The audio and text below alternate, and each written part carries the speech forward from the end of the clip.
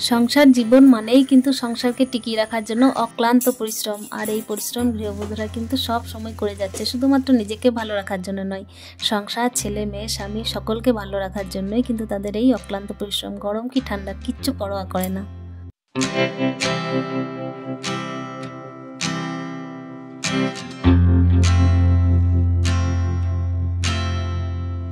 আর প্রত্যেক দিনের মতো বড়দের চরণে প্রণাম, আর ছোটদেরকে আমার অনেক অনেক ভালোবাসা। আর একটা নতুন দিনে নতুন একটা ব্লগ নিয়ে আমি চলে এসেছি তোমাদের কাছে।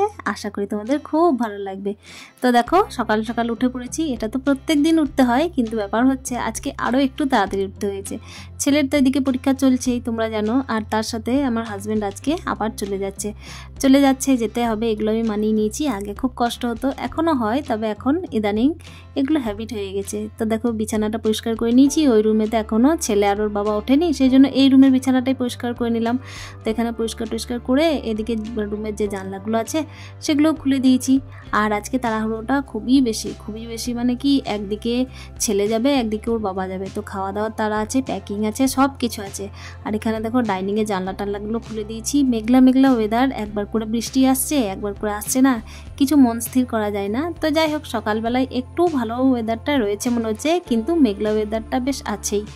তো দেখো, এখানে বাইরের ঝাঁটগুলো দিচ্ছি, আর ভেতরের ঝাঁটগুলো কমপ্লিট হয়ে গেছে, বিছানাটাও তোলা হয়ে গেছে। আর এখানে ঝাঁট দিতে একটা কথাই চিন্তা করছি, যে হাবা সে একই রুটিন চলবে, যদিও প্রত্যেক দিনের গৃহবধূদের একই রুটিন চলে, আলাদা কিছুই চলে না। কিন্তু আজকের রুটিনটা হচ্ছে কি, যে একটু ছেড়ে যাওয়ার রুটিন বলতে ঘরের আর কি কাজের সাথে সাথে ছেড়ে যাওয়ার রুটিন, মানে ছেলেও এদিকে চলে যাবে আর ওর বাবাও এদিকে চলে যাবে। তাই বাড়িতে এই যে কাজবাজ যেগুলো আছে সেগুলো তো আছেই, তার সাথে দেখো গরমের দিন, আর এই যে কাদা প্যাচপ্যাচানি তো ছিলই উঠোনের অবস্থা, কিন্তু আজকে একটু বেশ ভালোই লাগছে। তবে হ্যাঁ, মেঘলা ওয়েদার, মনে হচ্ছে বৃষ্টি নামলে নেমে যেতেও পারে।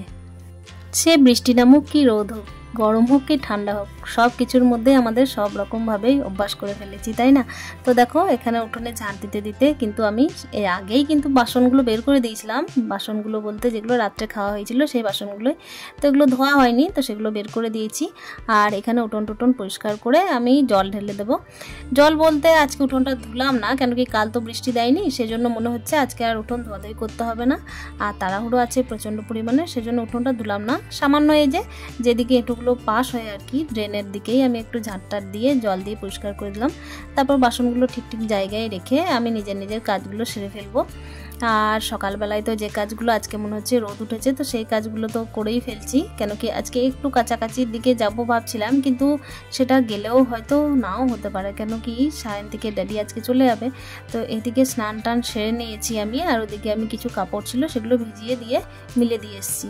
তো দেখো, এখানে আমি সায়ন থেকে ড্যাডির জন্য তাড়াতাড়ি খাবার বসাতে হবে বলে এখানে স্নান টান সেরে কিন্তু পুজোটা করে নেব।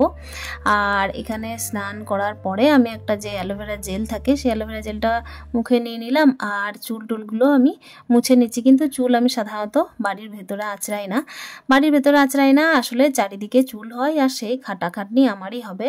চুলগুলো পরিষ্কার করে আমাকে তারপর আবার ঝাঁটটার দিতে হবে। এমনিতেই তো ঝাঁটা ধরেই সারাদিন ঘুরে বেড়াই, কোনো ঠিক থাকে না কাজের বলতে ঝাঁটা আমি বারবার ধরি আর কি, পরিষ্কার পরিচ্ছন্ন ঘরটা রাখার জন্য, আর কিছু না।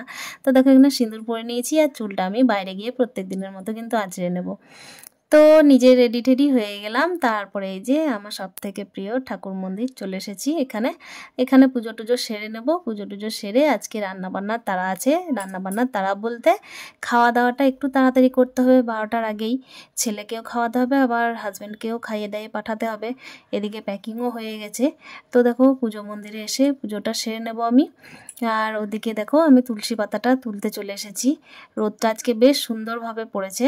তো দেখা যাক সারাদিনটা কীরম যায়, বলা তো যায় না কখন কি হয়। বর্ষাকাল, কিছু সাধারণত আশা করা ভুল। যেদিন ভাববো যে কাপড়গুলো কাচবো না, সেদিন কেচে নেওয়ার পরে দেখবো বৃষ্টি চলে এসেছে। আবার অন্যরকম নানা দিন নানা রকম হয়ে থাকে আর কি। সাধারণত কি হয়, আমি হরি মন্দিরে মানে যেটা হচ্ছে তুলসী মন্দির, তো সেখান থেকে আমি তুলসী পাতা নিই না, আলাদা করেই যেখানে আর কি তুলসীর ছোট ছোট বীজ ফেলেছিলাম সেখান থেকেই ছোট ছোট চারা গাছ জন্মেছে, তো ওখান থেকেই নিয়ে থাকি। তো এখানে দেখো সোমবারে আমার শিব পুজো কমপ্লিট। তো এখানে বেলপাতাটা আমি দিইনি, আজকে একটু তাড়াহুড়ো ছিল তো সেই জন্য আর বেলপাতা পাড়তে যাইনি। তাছাড়া অন্যদিন বেলপাতা নিজেই পেরে আনি কিংবা আমার মা পেরে এনে দেয়। তো এখানে দেখো আমি আলু ভেজে নিচ্ছি। আলু ভেজে নিচ্ছি বলতে অল্প সামান্য ওদেরকে মুড়ি দেবো, মুড়ি বলতে 9টার মধ্যেই মুড়িটা দিয়ে দেবো, তাহলে কি 12টার সময় ভাত টাত খেয়ে আর কি বেরোতে পারবে তাড়াতাড়ি স্কুল বলো। আর এইদিকে হাজব্যান্ডের ট্রেন ধরার ব্যাপার আছে, তো চারিদিকে আর কি তাড়াহুড়ো, তো সেই জন্য আমি এখানে আলু ভাজা চাপিয়ে নিচ্ছি। আর ওদিকে ভাতটা আমি অলরেডি বসিয়েই দিয়েছি, যাতে কি একটুখানি ভাত তারা খেয়ে যেতেই পারে। কেন কি সারাদিনের যে জার্নিটা আছে তাতে ভাতটা একটু না খেয়ে গেলে সেই রাত্রিবেলায় ফিরবে আর কি, যেখানে কাজের জায়গা সেখানে, তো ভাতটা না খেয়ে গেলেও তো হবে না। আর তাছাড়াও নিজে না খেয়েও কিন্তু কে কখন খাবে সেই চিন্তা কিন্তু আমাদের হাউসওয়াইফদেরই করতে হয়। গৃহবধূরা ছাড়া এইসব কাজ কিন্তু, এইসব চিন্তা কিন্তু অন্য কেউ করবে না।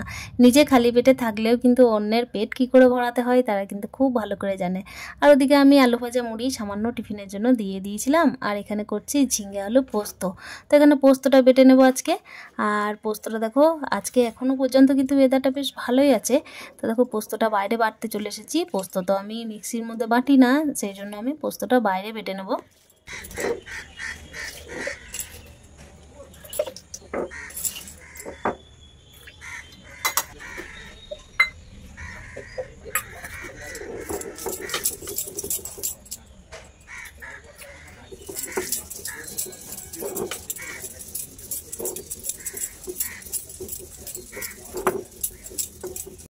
আর এখানে দেখো পোস্তটা বেটে কমপ্লিট করে আমি এখানে পোস্তর মধ্যে মিশিয়ে দিয়েছি। তাড়াহুড়োটা কিন্তু মাথার ওপর খুব আছে। আর পোস্ত আমার অলরেডি কমপ্লিট হয়ে গেছে। দেখো তোমাদের সাথে গল্প করতে করতে পোস্ত বেটে নিয়ে চলে এসেছি, পোস্ত কমপ্লিটও হয়ে গেছে। আর এখানে আমি ডালটা করে নিয়েছিলাম প্রেশার কুকারের মধ্যে, তো প্রেশার কুকারের ডালটাও ছোঁক দিয়ে নেবো একটু।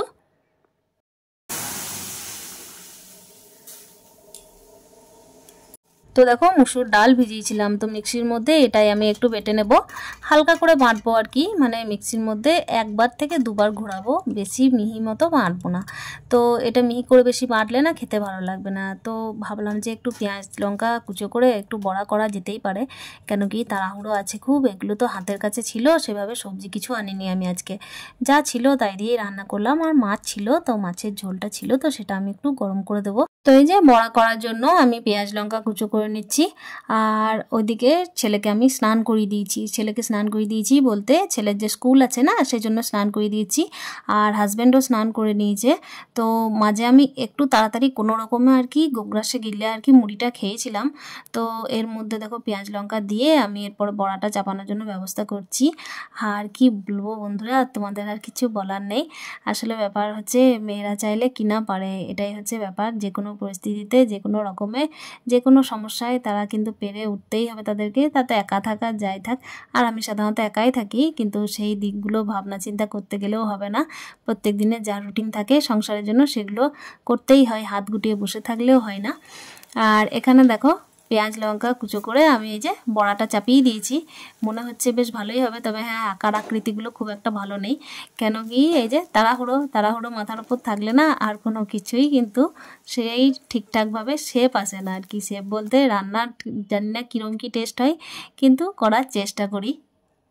আর এখানে দেখো হাজব্যান্ডকে এই যে অলরেডি খেতে দিয়ে দিয়েছি। আর তার সাথে আমার মাও এসেছে। দেখো মা এসেছে বলতে আমার হাজব্যান্ড তো চলে যাবে, সেজন্য কিন্তু দেখা করে তারপর যাবে। আর এখানে ছেলেকেও রেডি করিয়ে দিয়েছি, মানে আমার মনে হচ্ছিলো আমি কোন দিকে করবো কোন দিকে না। এই যে বললাম অক্লান্ত পরিশ্রম কিন্তু মেয়েরাই করতে পারে, মেয়েরা বলতে হাউসওয়াইফরাই পারে। হাউসওয়াইফ শুধু বলবো না, মেয়ে মানেই পারে, কিন্তু চেষ্টা করলেই পারে। আর দেখো হাউসওয়াইফ মানেই যে বাড়িতে বসে আছে বলে কিছু পারে না তা নয়। অক্লান্ত পরিশ্রম কিন্তু চারিদিকে ব্রেন খাটিয়ে একমাত্র মেয়েরাই পারে। তো ওখানে হাজব্যান্ড বারে বারে কিন্তু ঘড়ির কাঁটা দেখছে। আমিই বলছিলাম যে না তোমার এখন ট্রেন কিন্তু তাড়াতাড়ি নেই কিছু, 1টা 40-এর ট্রেন, আর এখন বাজে মাত্র 12:30, কোনো চিন্তা নেই। আর এদিকে ছেলে চাপে 1টার মধ্যে, তো আমাকে কাকে আগে ছাড়বো কাকে না এরকম ব্যাপার হয়ে যাচ্ছে। ওখানে ছেলেকে কিন্তু রেডি করে ভাত মাখাচ্ছি আমি। আর এখানে হাজব্যান্ডের খাওয়া দাওয়া কিন্তু একদম পুরো কমপ্লিট। আর এদিকে ছেলেকেও বললাম যে চলে এসো খেয়ে নাও।